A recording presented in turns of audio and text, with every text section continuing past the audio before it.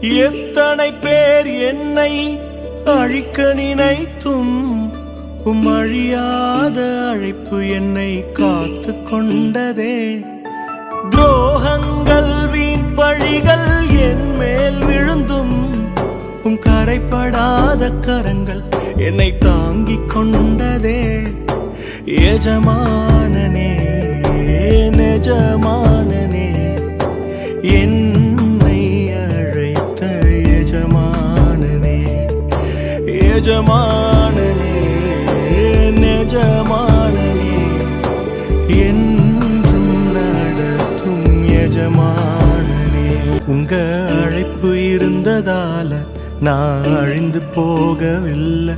உங்க அன்பு இருந்ததால நான் கைவிடப்படல. உங்க கிருபை என்ன காப்பதால வாழ்ந்து கொண்டிருக்கேன்.